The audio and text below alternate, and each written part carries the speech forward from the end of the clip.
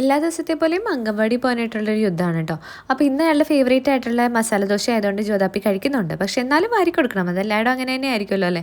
അതേ ഒരാൾ ഞാൻ താഴെ വിരിച്ച് കിടത്തിയേക്കാട്ടോ. അപ്പോൾ കുറച്ച് നേരമൊക്കെ കാഴ്ചയൊക്കെ കണ്ട ആൾ കിടന്നോളൂ. വലിയ പ്രശ്നക്കാരിയല്ല. അത് കഴിഞ്ഞ് ഡ്രസ്സൊക്കെ മാറ്റിയിട്ട് ഞാൻ അയാൾക്കൊരു ബോ അങ്ങോട്ട് കുത്തി കൊടുത്തു. എനിക്ക് ഭയങ്കര ഇഷ്ടപ്പെട്ടു ആ കുഞ്ഞു ബോ വെച്ചപ്പോഴേട്ടോ. ഈ പ്രായത്തിലൊക്കെ വാവേനെ കളിപ്പിക്കാൻ നല്ല രസമല്ലേ, ഒരു ഡോളിനെ പോലെ ഇരിക്കുള്ളേ. അപ്പോൾ എൻ്റെ അടുത്ത ആൾ തുടങ്ങി, എൻ്റെ ദൈവമേ വാശി, ആ ക്ലിപ്പ് അയാൾക്ക് വേണം, അംഗൻവാടി പോകുമ്പോൾ അത് വെച്ചേ പോകുമെന്ന് പറഞ്ഞിട്ട് യുദ്ധമായിരുന്നു പിന്നെ കേട്ടോ. ഇതൊക്കെ കണ്ടപ്പോൾ എനിക്ക് തോന്നിയിട്ടോ ഞാനൊരു യുദ്ധത്തിനാണ് തിരികൊളുത്തിയെന്ന്. അപ്പോൾ ഞാൻ ഈ എണ്ണ ചൂടാക്കുന്ന കണ്ടിട്ടുണ്ടെങ്കിൽ കോമഡിയാണ് കേട്ടോ. ഇതേപോലുള്ള ഒരു കയ്യിലെടുത്തിട്ട് അതിൽ വെളിച്ചെണ്ണ ഒഴിച്ച് പിന്നെ കുറച്ച് വേപ്പിലിട്ടിട്ട് നമുക്ക് ഹെയറിന് ആവശ്യത്തിനുള്ള മാത്രം എണ്ണയാട്ടോ ഞാൻ എടുത്തേക്കുന്നത്. ഇതൊന്ന് ചൂടായി വരുമ്പോഴത്തേനും ഞാനൊരു ബൗളിലേക്ക് മാറ്റും. എന്നിട്ട് ഇത് തണുത്തിട്ടാണ് ഹെയറിൽ മസാജ് ചെയ്ത് കൊടുക്കുന്നത്. പക്ഷേ ഇങ്ങനെ ഓയിൽ മസാജിലൊന്നും ബെനിഫിറ്റ് ഇല്ല എന്ന് പറഞ്ഞാൽ എനിക്ക് വിശ്വസിക്കാൻ പറ്റില്ല. കാര്യം എൻ്റെ പോസ്റ്റ്മോർട്ടത്തിൽ കഴിഞ്ഞ പ്രഗ്നൻസിയിൽ ഞാൻ ഹെയറിൽ ഇങ്ങനെ ഓയിൽ ഒരാളെ നിർത്തിയിട്ട് അവരായിരുന്നു എനിക്ക് ചെയ്തു തന്നിരുന്നത്. എന്നൊക്കെ ചെയ്യുമ്പോൾ എനിക്ക് ഭയങ്കര ബെനിഫിറ്റ് ആയിരുന്നു. എനിക്ക് നല്ല രീതിയിൽ ഹെയർ ഗ്രോത്ത് ഫീൽ ചെയ്തിട്ടുണ്ടായിരുന്നു കേട്ടോ.